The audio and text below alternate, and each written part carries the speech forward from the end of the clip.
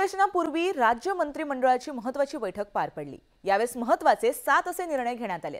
विरार ते Alibag multi model कॉरिडॉरच्या भूसंपादनासाठी हुडको करून कर्जास मान्यता देण्यास परवानगी देण्यात आली आहे। त्याचबरोबर पुणे रिंग रोडच्या जमीन संपादनासाठी हुडकोकडून कर्जास मान्यता देण्यास निर्णय घेण्यात आलाय।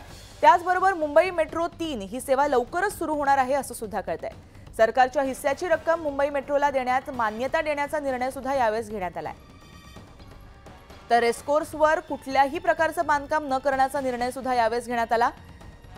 राज्यात रस्त्याचं जाळं तयार करण्यासाठी मुख्यमंत्री ग्रामसडक योजनेतून रस्त्यांसाठी 25 अब्ज 90 कोटी रुपयांच्या कर्जास मान्यता देण्यात आली आहे। तर चंद्रपूर कॅन्सर केअर फाउंडेशनच्या भाडेपट्टीवरील मुद्रांक शुल्कात सूट देण्यात आली आहे। विधवा महिलांना वारसा प्रमाणपत्रासाठी आता 10,000 रुपये शुल्क आकारण्यात येणार आहे। हे महत्त्वाचे निर्णय यावेळेस घेण्यात आल्याची माहिती समोर आली आहे।